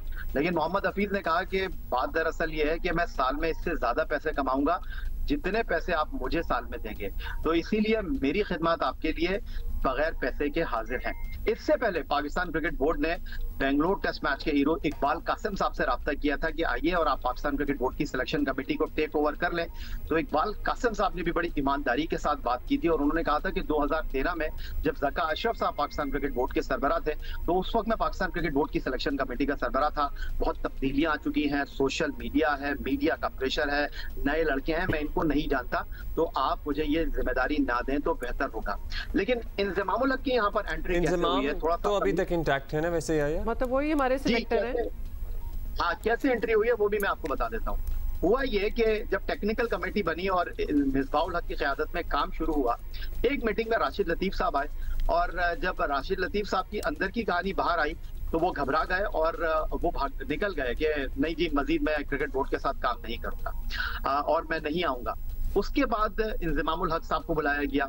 इंतज़ामुल हक साहब पहली मीटिंग के बाद दूसरी मीटिंग में तशरीफ नहीं लेकर आए क्योंकि वो अपने आप को अनकंफर्टेबल फील कर रहे थे, क्योंकि मिसबा उनकी क़यादत में खेले हैं, हफीज उनकी क़यादत में खेले हैं। और फिर हफीज ने क्रिकेट बोर्ड को ये रेकमेंड किया कि इंतज़ामुल हक साहब को आप पाकिस्तान क्रिकेट बोर्ड का चीफ सिलेक्टर बना दें। उसके बाद होता यह है कि इंतज़ामुल हक साहब जो है पाकिस्तान क्रिकेट बोर्ड की सिलेक्शन कमेटी के सरबराह हैं, उनको पाकिस्तान क्रिकेट बोर्ड के लिए काम करना चाहिए। लेकिन जो अंदर खाने खबरें आ रही हैं, 2017 में भी जो उनके मैनेजर थे जो उनके सारे मामला को हैंडल करते हैं, वो पाकिस्तान टीम के बहुत सारे खिलाड़ियों के मैनेजर भी हैं। और इंतज़ामुल हक साहब ने क्रिकेट बोर्ड के सामने ये मुद्दा रखा कि जी आप मुझे क्रिकेट टीम के खिलाड़ियों के एनओसी की पावर दे दें जो गैर मुल्की लीग में जाएंगे। मैं डिसाइड करूंगा कि कौन से खिलाड़ी एनओसी इनको देना चाहिए और कौन से खिलाड़ियों को नहीं देना चाहिए। हालांकि फर्स्ट क्लास क्रिकेट शुरू हो चुकी है, हालांकि पाकिस्तान टीम का round the corner world cup का सिलेक्शन है, ये कोई चीज इंतज़ामुल हक साहब के मतमे नजर में नहीं थी और उनके लिए सिर्फ वो चीज इंपॉर्टेंट है जो कि उनके मुफाद में है। तो वो उनके मैनेजर का इंटरेस्ट है जो इंतजाम के मैनेजर है, या इंतजाम का भी अपना इंटरेस्ट है? चले मैनेजर का तो ये इंटरेस्ट हो सकता है, वो खिलाड़ियों के भी मैनेजर है। इंतजाम के जो मैनेजर है वो खिलाड़ियों के भी मैनेजर है। और अफसोस की बात यह है अगर दीगर लीग्स में खेलेंगे तो कोई certain percentage of commission manager को भी मिलेगा। सो इंतजाम का उसमें क्या इंटरेस्ट है? I wonder. अब्दुल्ला, बात दरअसल ये है कि 2017 में जब पाकिस्तान क्रिकेट टीम के इंतज़ामुल हक चीफ सिलेक्टर थे, तब भी ये बात सामने आई थी कि खिलाड़ियों को अंदर खाने ये कहा जा रहा है कि अगर आप इनको साइन करेंगे तो आप पाकिस्तान टीम में होंगे, वरना नहीं होंगे आप। और इस वक्त जो खिलाड़ी टीम में मौजूद हैं वो मोस्टली वो खिलाड़ी हैं जो कि उन्हीं मैनेजर के जेरे साया काम कर रहे हैं, और वो खिलाड़ी जो कि पाकिस्तान क्रिकेट टीम के साथ दूसरी परफॉर्मेंस के साथ आ रहे हैं, लेकिन वो इसलिए टीम में नहीं आ रहे। to know the name of this manager who seems to be more powerful than anybody else. Would you like to share the name of the manager, Yahya? जी, उनका नाम है तलहा, जो कि मैनेजर है पाकिस्तान क्रिकेट टीम के बहुत से खिलाड़ियों के, और अगर मैं गलती नहीं कर रहा रिजवान के भी वही मैनेजर हैं, बाबर आजम के भी वही मैनेजर हैं, इंजमामुल हक के भी वो मैनेजर। तो ये बड़ा कॉन्फ्लिक्ट ऑफ इंटरेस्ट है कि जनाब मसला ये है कि जो चीफ सिलेक्टर के मैनेजर हैं वो खिलाड़ियों के भी मैनेजर हैं। फिर जो सबसे बड़ा प्रॉब्लम है यहाँ पर वो ये है कि इंजमामुल हक साहब का कहना यह है कि वो अपनी दीगर कमिटमेंट्स को खत्म नहीं करना चाहते। अब पाकिस्तान क्रिकेट बोर्ड को आई डोंट नो उन्होंने साइन किया है या नहीं किया, लेकिन इस वक्त ये सबसे बड़ा मसला है। अब मसला यहाँ पर ये आया कि जो पाकिस्तान की टीम थी वो पहले फाइनलाइज हो गई थी एशिया कप की परफॉर्मेंस से पहले ही। एशिया कप के दौरान ही तय हो गया था कि मोरलेस यही टीम जाएगी, लेकिन एशिया कप का जो टुबैकल हुआ उसके बाद जो रिव्यू किया चौधरी ज़का अशरफ साहब ने, मिसबाउल हक ने, मोहम्मद हफीज ने और बाकी लोगों ने ये सवाल उठाए कि भाई इस टीम में तब्दीली नागुज़ीर है, क्योंकि जो खिलाड़ी इस वक्त टीम के साथ हैं उनकी फिटनेस का इशू है, उनकी परफॉर्मेंस का इशू है, लेकिन इंजमामुल हक और बाबर आजम टीम में तब्दीली नहीं करना चाहते। दूसरी तरफ उनसे ये पूछा गया कि आपके पास कोई गेम प्लान है, आप किस तरह वर्ल्ड कप में जाएंगे, इसका उनके पास कोई जवाब नहीं है। ये याहिया, जो हम आपकी बात सुन रहे हैं हमें बिल्कुल वही लग रहा है कि सेम प्रॉब्लम्स अगेन, और ये रीविजिट नहीं किया। प्लान पे हम कंटिन्यू करेंगे आपसे याहिया, क्योंकि बड़ी हैरानी की बात थी कि डायरेक्टर क्रिकेट और कप्तान कुछ नहीं बता सके। सुहेल, आप बताएं, कल की मीटिंग हुई है, सब कुछ, ज़का अशरफ की क्या बॉडी लैंग्वेज है, वहां से आपको क्या सेंस आ रही है? देखिए, उन्होंने तो सारा कुछ डाल दिया। ज़का अशरफ साहब ने पिछली जो मैनेजमेंट थी उन्होंने सब कुछ यही कहा कि जो पिछली मैनेजमेंट थी उसने बहुत ज़्यादा खिलाड़ियों को मुख्तलिफ लीग्स में जाने की इजाज़त दी, उनके मुआहदे हुए जिसकी वजह से वो थकावट का शिकार हुए, और जब नेशनल ड्यूटी आई तो वो तमाम खिलाड़ी थके थके दिखाई दे रहे थे, जिसका परफॉर्मेंस के ऊपर भी फ़र्क पड़ा है। ये एक ऐसी चीज़ है जिसका हम लोग यहाँ पर भी और आप लोग भी इसके ऊपर बहुत ज़्यादा बात करते रहे कि हमने वाकई बहुत ज़्यादा अपने खिलाड़ियों को तरह तरह की लीग्स में जाने की इजाज़त दी। इवन नसीम शाह की जो इंजरी होती है, जो थकावट का शिकार थे, वो वहीं पे लंका प्रीमियर लीग में ही अनफिट हुए थे, उनके कंधे की तकलीफ होना शुरू हो गई थी। हालांकि ये वो जो इंजरी है ये उनकी नई वाली है, लेकिन उससे पहले वो शोल्डर की इंजरी ही कोई ये एक्नॉलेज कर रहा है कि पिछले अगर एक साल से देखें तो रमीज राजा, फिर कुछ महीनों के लिए नजम सेठी, फिर अब ज़का अशरफ, अभी इलेक्शन हो जाएंगे वो भी रिप्लेस ही हो जाएंगे। ये तो टीम के साथ ही ज्यादती हो रही है ना, 6-6 महीने के लिए या 5-5 महीने के लिए हेड्स आ रहे हैं, तो ये एक्नॉलेज की जा रही है बात सबसे, लेकिन वो खुद तो नहीं करेंगे ना, लेकिन उनकी कुर्सी तो जिस दिन से वो आए हैं उनकी तो कुर्सी उस दिन से हिल रही नजर आ रही है, डामाडोल है, उन्हें खुद पता नहीं चल रहा कि उन्हें आके एक्सटेंशन मिलेगी। वक्त बहुत करीब आ रहा है, लेटर लिखे जा रहे हैं आईपीसी की तरफ से पीसीबी को कि जी आपका जो मैंडेट था, जो आपको कहा गया था इलेक्शन करवाने, आप उसकी तरफ जा क्यों नहीं रहे हैं। ऊपर से आपके पास 2 मेगा इवेंट्स आ गए, एशिया कप में आपको शिकस्त होगी, बाहर हो गए, अब वर्ल्ड कप आ गया, ऊपर से उनके अपने दिन खत्म हो रहे हैं, तो ये पूरे का पूरा क्योस है। जिसका यही ने भी कहा कि सूरत हाल वाकई गंभीर है पाकिस्तान क्रिकेट बोर्ड में, जिनको अपनी कुर्सियों का नहीं पता तो पता वो दूसरों की कुर्सियों को कैसे पक्का करेंगे। ये अच्छा, ये क्या प्लान करेंगे? कुर्सियों की टेंशन में ना हमारी ऑन ग्राउंड परफॉर्मेंस भी मुतासर हो रही है। अब ये बताइएगा या इससे पहले आप बात कर रहे थे कि कोई गेम प्लान नहीं दे पाए वर्ल्ड कप के लिए, कप्तान भी नहीं दे पाए। चलें, डायरेक्टर क्रिकेट तो हमारे रिमोट डायरेक्टर क्रिकेट है ना, मतलब ऑब्वियसली ही is being paid to do this. उन्होंने ये दराफ्त तो कर लिया कि फॉर्म नहीं है, बट उसको ठीक करना भी उन्हीं की जिम्मेदारी है। Why was there not any game plan provided by any of them? अच्छा अब्दुल्ला, आपने कप्तान का नाम लिया, मिकी आर्थर का नाम लिया, मैं गुफ्तगू शुरू करूंगा बॉलिंग कोच मॉर्ने मॉर्गल से, जो जनूबी अफ्रीका के टेस्ट फास्ट बॉलर हैं। उनसे पूछा गया कि शदाब खान से बॉल नहीं गिर रहा, और इस एशिया कप में भारत और श्रीलंका के स्पिनर्स ने बवाल मचाया हुआ था, धमाल मचाया हुआ था, तो आप उनको कैसे ठीक करेंगे? आपको पता है उन्होंने क्या जवाब दिया? उन्होंने कहा मैं तो फास्ट बॉलर हूँ, ऐसे करेंगे अगर आप शादाब को ठीक करना चाहते हैं तो एक स्पिनर रख लें। ये मीटिंग में बात हो रही है। फिर उसके बाद मिकी आर्थर से पूछा गया, बाबर आजम से पूछा गया वर्ल्ड कप के लिए आपके पास क्या गेम प्लान है, तो उन्होंने कहा कि वही गेम प्लान है जो एशिया कप में था। तो उनसे कहा गया भाई एशिया कप में तो आप डिलीवर नहीं कर सके, एशिया कप में तो आप हार गए। तो बाबर आजम कहते हैं कि देखें जी, मीडिया में खबरें चल रही हैं कि मुझे कप्तानी से हटाया जा रहा है, मेरी कप्तानी के ऊपर जो है वो उंगलियां उठ रही हैं, शदाब खान बिल्कुल गिरे हुए हैं। तो मैं आपसे ये गुजारिश करूंगा कि शदाब खान को वाइस कप्तान बरकरार रखें, मुझे कप्तान बरकरार रखें, टीम की यूनिटी को जो है वो बरकरार रहना चाहिए। उनसे कहा गया बिल्कुल टीम की यूनिटी पर कोई कॉम्प्रोमाइज नहीं किया जाएगा, आपको मुकम्मल एतबार और मुकम्मल तौर पर तहफ़्फ़ुज़ फराहम किया जाएगा, लेकिन आप ये तो बता दीजिए कि वर्ल्ड कप प्लान क्या है, खेलेंगे। उन्होंने कहा कि जी जो 15 दिन का टूर्नामेंट था, कहीं बारिश हो रही थी, कहीं हमें बहुत ज्यादा ट्रैवल करना पड़ रहा था, तो हम थकावट का शिकार हो गए थे, फटीक हो गए थे। तो उनसे कहा गया कि भाई 15 दिन में आप फटीक हो गए हारने के बाद, तो भारत में 45 दिन के टूर्नामेंट में आप लोगों का क्या हाल होगा। तो उन्होंने जवाब दिया कि इस वक्त हम मतलब आई एम सॉरी, लेकिन अगर एशिया कप में ये थकावट और ये सब कुछ हो गया, तो आगे जो वर्ल्ड कप आ रहा है वो 46 डेज का टूर्नामेंट है, वो भी उसके लिए भी बहुत आपको मेंटली बहुत स्ट्रॉन्ग स्टेबल रहना पड़ेगा। उन्होंने क्या कहा यार इसी सवाल के, सॉरी इसी सवाल के जवाब में उन्होंने क्या कहा 45 दिन वाले?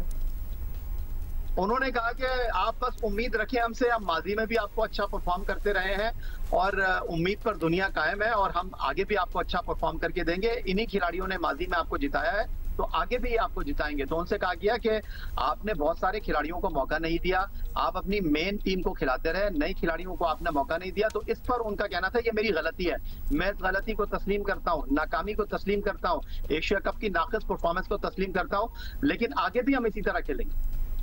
अच्छा, आगे का प्रेजेंट ही जब हमें इतना केओस में नज़र आ रहा है, तो फ्यूचर की क्या हम उम्मीद लगा सकते हैं? लेकिन ऑफ कोर्स उम्मीद हमेशा रहनी चाहिए। सोहेल ये बताएं, मोहम्मद हफीज टेक्निकल कमेटी से क्यों आउट हो गए? मतलब हमें याह्या ने दिया इसका, व्हाट इज योर इनसाइट? उधर हुआ क्या है? मोहम्मद हफीज़ बड़े ब्लंट हैं, हमेशा जो बात करते हैं वो लगी बदी बात बिल्कुल नहीं करते हैं, क्योंकि अगर उन्हें कोई चीज़ अच्छी नहीं लग रही वो मीटिंग्स में भी बोलते हैं। और इसी तरह जो रिव्यू का इजलास हुआ था उसमें भी उन्होंने अपना जो खुलकर इजहार किया था पाकिस्तान टीम की परफॉर्मेंस, जो उसके अलावा जो इनफरादी खिलाड़ियों की परफॉर्मेंस थी उसके ऊपर बात की उन्होंने। जिस तरह ये बता भी रहे हैं, अंदरूनी कहानी लेकर आए थे और उन्होंने इसके ऊपर बात भी की है। जो हमारी मुख्तसर उनके करीबी ज़राए कह लें, उनसे बात हुई, तस्दीक करना चाहिए जब उनका अभी ट्वीट नहीं आया था उससे पहले की ये बात है, जब ये खबर गर्दिश कर रही थी, वो खासे नाला थे कि जी टीम डिसाइड भी हो गई है, ये वही टीम है जो पहले बन चुकी हुई थी, अगर कुछ इसमें तब्दीली नहीं आनी, जो हमारी राय को अहमियत नहीं दी जानी। मेरे जो अंदाजे के मुताबिक वो यही है कि अगर उनकी राय को तस्लीम नहीं किया गया, उसको अहमियत नहीं दी गई, उनका ये कहना था कि जी मैं फिर काम करने का हमें क्या फ़ायदा अगर हमने सिर्फ तजावीज़ देनी है और सुननी करनी, उन्होंने जो डिसीजन नहीं माना गया, या उनकी राय पे क्या इख्तलाफ था लोगों का? कुछ ये खबर आप दोनों में से किसी के पास है?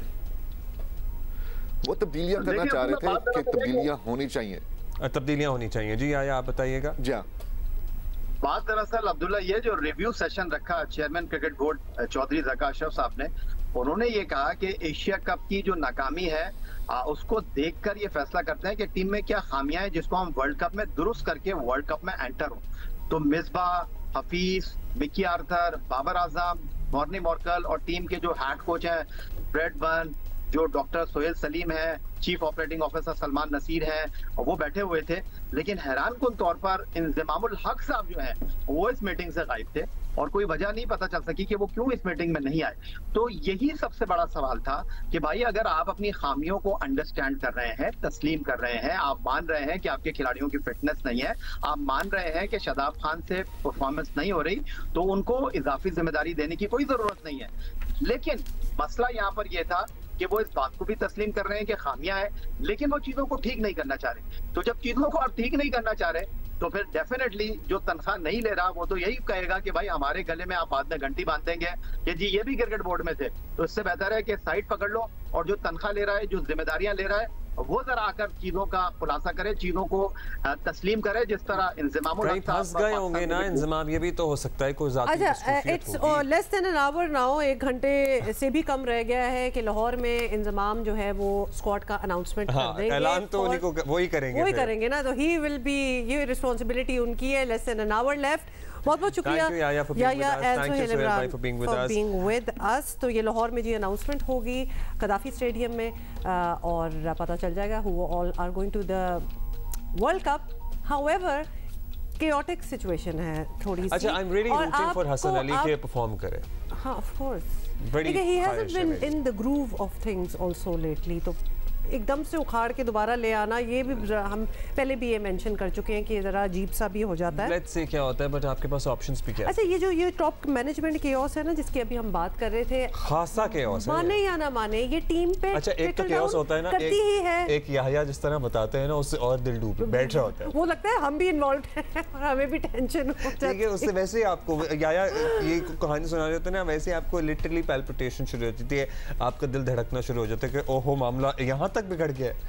ये भी वैसे आप जरा लेवल चेक करें ना कि 2 हफ्ते रह गए हैं इवेंट को पूरा, और अभी हम ये डिसाइड कर रहे हैं कि हमारा कप्तान कौन होगा, तो मतलब कि सोच ही लें फिर वो टेंशन का लेवल क्या है और कियोस क्या है। हाउएवर हमारे लड़के जो हैं they are also train to let that go. अच्छा, वैसे ऐसी कोई बात नहीं हो रही इतनी ज़्यादा मीडिया में कि कप्तान चेंज, जितना बाबर ने प्रॉब्ली दिल पे लिया और मीटिंग में कहा कि जी मीडिया पे बातें हो रही हैं मेरी कप्तानी चेंज होने के हवाले से, और मैं कहूँगा थोड़ी सी बात तो हमने भी की है, थोड़ी सी बात हुई होगी, लेकिन कोई इतनी मेजर बात नहीं हो रही थी। एवरीबडी वाज सेइंग कि इस वक्त ये करना गलत होगा, और obviously there is no time left. So ये है मामला। अभी हम आपको बताएंगे ये कि सऊदी अरब में जारी 6 मुल्की ख़वातीन फुटबॉल टूर्नामेंट में पाकिस्तान का मलेशिया से मुकाबले में कोई गोल ना हो सका। और पहले ये बात वैसे थोड़ी सी अजीब सी लगती थी कि सऊदी अरब में ख़वातीन फुटबॉल टूर्नामेंट हो रहा है। वैसे अब हम सब आदी हो गए इस बात के। लिटरली हमें 2 सेकंड का पॉज देना, लेकिन अब होते जा रहे हैं हम इन चीज़ों के आदी। अब तो मुझे अभी भी ना it takes me a little what, लेकिन अब काफ़ी आपको पता है प्रोग्रेस हो गई है। तो फिर भी स्पोर्ट्स है, वहाँ तो कॉन्सर्ट्स हो रहे हैं। और मैच ड्रॉ हो गया, और पाकिस्तान और मलेशिया के अलावा सऊदी अरब भी ग्रुप का हिस्सा है। मलेशिया अब 2 पॉइंट्स के साथ ग्रुप में पहली पोजीशन पर है, जबकि पाकिस्तान और सऊदी अरब दोनों 1-1 पॉइंट हासिल करने में कामयाब रहे हैं, और सऊदी अरब और मलेशिया का मैच भी ड्रॉ हुआ था। सो पाकिस्तान का अगला मैच इतवार को सऊदी अरेबिया से होगा, और दूसरे ग्रुप में लेबनान और मॉरिशस मद्दे मुकाबला। Nice okay, I love the fact कि हमारी girls are right in the जहाँ एक्शन हो रहा है तो वहाँ हमारी लड़कियाँ भी हैं, और अगली टीम को भी गोल ना करने देना, ये भी एक बहुत बड़ी बात होती है। ब्रेक के बाद हाजिर हो रहे हैं। ओके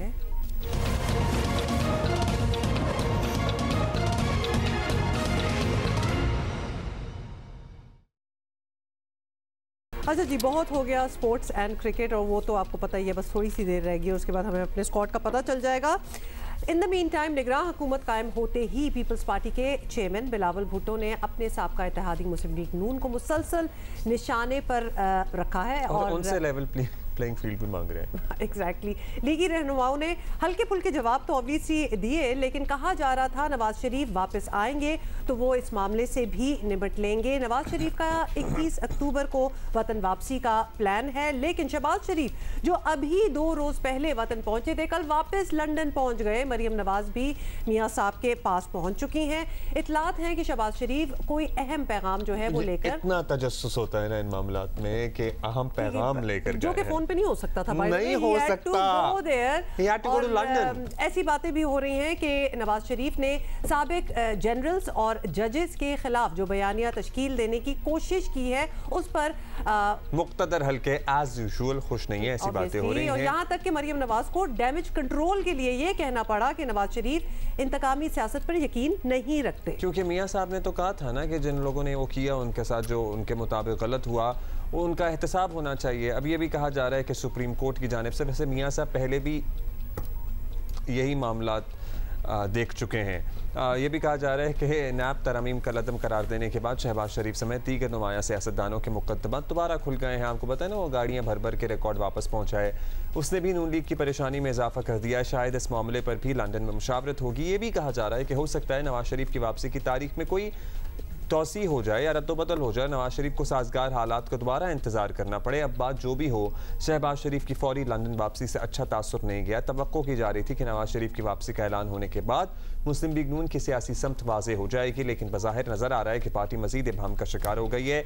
पर्टिकुलरली मियाँ साहब ने जो गुफ्तगू की ना, जिसमें उन्होंने भी कहा कि उनको अपनी कामयाबी का यकीन है, फिर साथ ही कुछ अहम शख्सियात के एहतसाब की बात भी कर दी, शायद वो मसला बना। अब ये क्या मसला बना ये हम जान लेते हैं। सीनियर सहाफ़ी उमर चीमा हमारे साथ सबसे पहले लंदन वाला मामला आना जाना ना, इसका पता कर लेते हैं। उमर चीमा मुस्लिम लीग नून के सदर और दीगर लीडर्स जो हैं उनका अचानक लंदन चले जाना किसी मामूली मूवमेंट के तौर पर नहीं देखा जा रहा, क्योंकि अभी तो आए थे।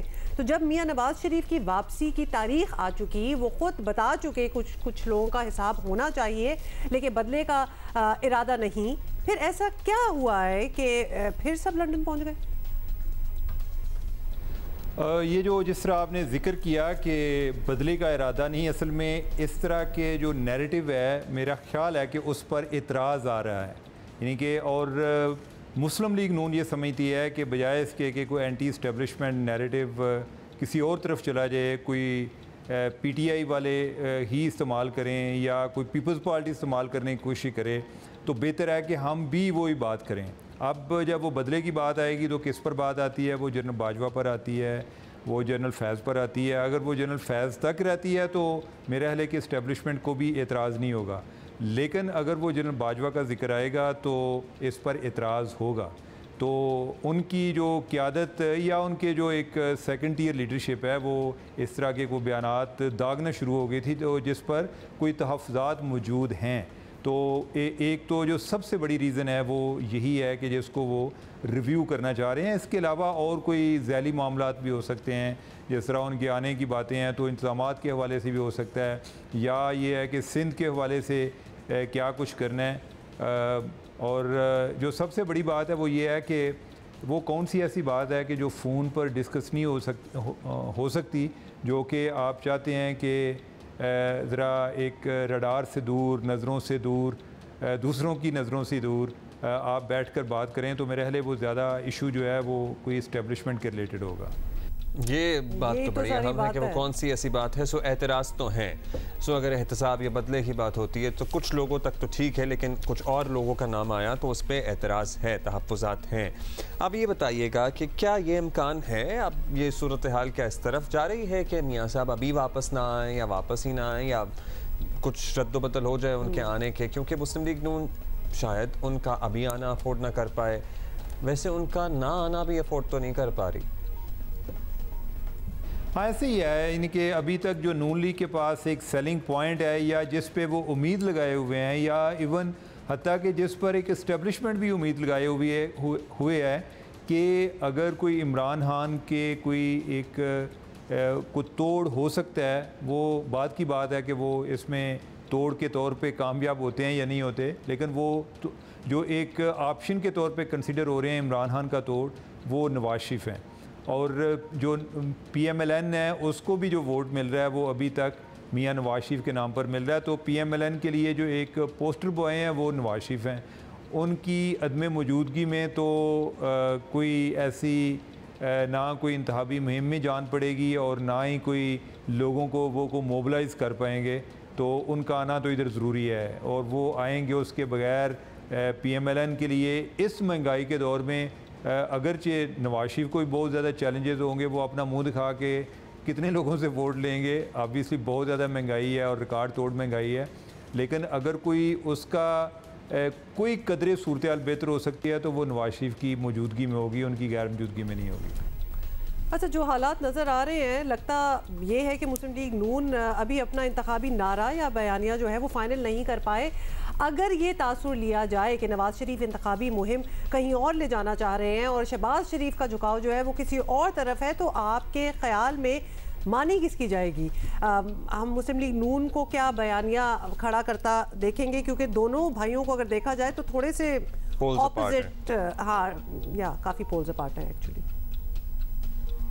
देखिए, एक तो ये है कि मुझे लगता है कि जो मौजूदा इस्टेब्लिशमेंट है इसके साथ शहबाज शरीफ जो है उनके तो किसी इस्टेब्लिशमेंट के साथ इख्लाफात नहीं रहे, बल्कि उन्होंने कभी इक्वल पार्टनर के तौर पे भी अपने आप को नहीं समझा। वो उन्होंने ये समझा कि मैं उनका एक जूनियर पार्टनर हूँ।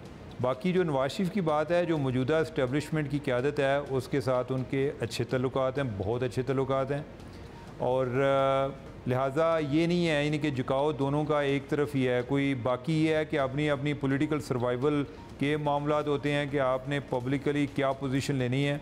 और जिस तरह मैंने पहले भी जिक्र किया कि जो एंटी इस्टेब्लिशमेंट स्टैंड वो लेना चाह रहे हैं, शायद वो ना ले सकें। बस इसी तरह इशारों कनायों में कोई गैर मुबहम अंदाज में वो कुछ चीज़ें उधर करेंगे, नाम लेने से उनके लिए प्रॉब्लम्स होंगे। बाकी वो ज़्यादा फोकस एन मुमकिन है कि वो महंगाई पर करें, और महंगाई ही अवाम का मेन इशू है, यानी कि महंगाई से बड़ा कोई इशू नहीं है। तो जिस तरह कोई ये नहीं हो सकता है कि नवाज शरीफ यही नारा लगाएंगे जी कि मैं आऊँगा तो महंगाई इतनी कम हो जाएगी। वो तो अपने भाई को भी ऐसा लगता है जैसे वज़ीर-ए-आज़म तसव्वुर नहीं करते, जो वो जिक्र करते हैं कि मेरे दौर में महंगाई इतनी थी, अभी इतनी है। तो हालांकि अभी PDM की गवर्नमेंट थी और उसमें वज़ीर-ए-आज़म जो है वो शहबाज शरीफ थे। तो लिहाजा वो ज़्यादा कोई मेरे ख्याल के मईशत के रिलेटेड ही बात करेंगे। कि मईशत में कैसे बेहतरी आएगी, या वो कि मैं आवाम को कौन सा चांद ला कर दे सकता हूँ, उनका ज़्यादा जो बयानिया मुझे इसी के गिर्द घूमता नज़र आ रहा है। लेट्स सी क्या होता है। बहुत शुक्रिया उमर। अभी ब्रेक लेंगी या कुछ है आपके पास बताने के लिए? हाँ, I need a break right now.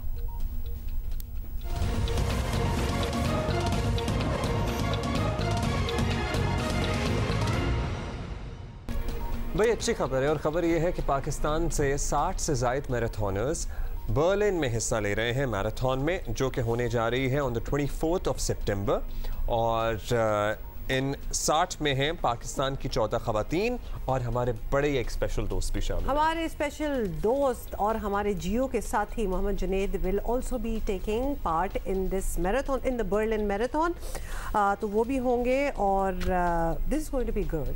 मतलब हर बार हम और मैराथन देखते हैं और दुनिया में और पाकिस्तानी जो है इसका हिस्सा लेना स्टार्ट हो गया। So that is very interesting. जब मैं मोहम्मद जुनेद जब आ जाएंगे ये दौड़ कर, तो फिर उन्हें वापस बुलाएंगे और फिर उनसे पूछेंगे कि उनका तजुर्बा कैसा रहा है। उसकी ट्रेनिंग, उसकी तैयारी बड़ी चीज़ है। आप आराम से, मतलब छोटी मोटी ये नहीं होती। मैराथन आपको hours and hours and kilometres of kilometres अपना स्टेमिना बिल्ड करना पड़ता है, भागना पड़ता है, you know, to be able to run. और फिर आपको जाहिर है यहाँ तक पहुँचना एक अलग टास्क है।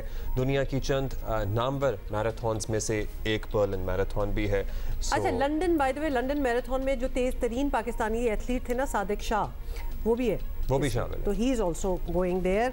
तो जुनेद भी होंगे और भी बहुत से लोग होंगे और we are rooting for them. Okay, moving on. आपको पता ही है कि मुल्क में महंगाई हो, टैक्सेस में इजाफा हो या डॉलर की कदर बढ़े तो हुकूमतें हमेशा ये जवाब देती हैं कि IMF की वजह से जी ये सब कुछ हो रहा है। लेकिन IMF की मैनेजिंग डायरेक्टर जिनका नाम है क्रिस्टलिना जॉर्जीवा, ये उनका नाम है, उन्होंने गुज़िश्ता रोज़ निगरान वज़ीर आज़म अनवारुल हक काकड़ से मुलाकात के बाद वही मौक़िफ़ अपनाया जो IMF पहले भी कहता रहा है कि गरीबों को रिलीफ देने के लिए दौलतमंदों से टैक्स मराद जो हैं वो वापस ली जाए। What we are asking in our program is please collect more taxes from the wealthy and please protect the poor people of Pakistan. I do believe that this is in line with what people in Pakistan would like to see for the country.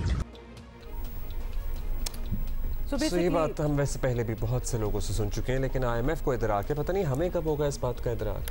मतलब एक इदराक होना एक चीज़ होती है, उसको action लेना कुछ और चीज़ होती है। बिकॉज उनका भी यही कहना है कि भाई अमीरों पर गरीबों से बोझ हटाओ, अमीरों को टैक्स करो। ये सारी बातें जो हैं ये उन्होंने की हैं। अभी हमें ज्वाइन किया जी शहबाज ज़ैदी साहब ने, फॉर्मर चेयरमैन है FPR के, आपको पता ही है। इनका भी इंटरव्यू बड़ा इंटरेस्टिंग था जब इन्होंने अपने दौर के मामलात समझाए, बताए कि किस किस तरह से कहाँ से प्रेशर आता था। जब भी कुछ करने जा रहे होते थे तो ये फ़ोन करके बुला लेता था, कुछ और करने जा रहे होते थे तो ये कहते थे कि बाकी भी वैसे इंटरव्यूज़ देना तो अक्सर यही कहानियाँ सामने आती हैं। ज़ैदी साहब, thank you for being with us. साहब, IMF की सरबराह कहती हैं पाकिस्तान अमीरों पर टैक्स लगाए, गरीबों को रिलीफ दे। मतलब आसान सी बात है, तो सभी की समझ में आती है। बुनियादी डिमांड यही रही है, शुरू से ही रही है। इसका मतलब तो ये हुआ कि कोई बैरूनी प्रेशर नहीं होता। हमारे मौशी मसाइल और गरीब पर बोझ डालने का सिस्टम हमारी अपनी चॉइस है। क्या ऐसा ही है? पाकिस्तान की टैक्स के सिस्टम को एनालाइज करेंगी तो उसमें बहुत बड़ा पोर्शन जो है वह विदहोल्डिंग टैक्स का है और इनडायरेक्ट टैक्सेस का है। तो ये जो इनडायरेक्ट टैक्सेस और विदहोल्डिंग टैक्सेस होते हैं ये हमेशा गरीब और अमीर पे बराबर होते हैं। तो इसका मतलब है कि हम गरीब पर टैक्स लगा रहे हैं और अमीर पे नहीं लगा रहे, और हमारे डायरेक्ट टैक्सेस की कंट्रीब्यूशन बहुत कम है। तो जो उन्होंने कहा है बिल्कुल सही कहा है, और जो मसला है वो हमारा है, वो उनका पैदा किया हुआ नहीं है।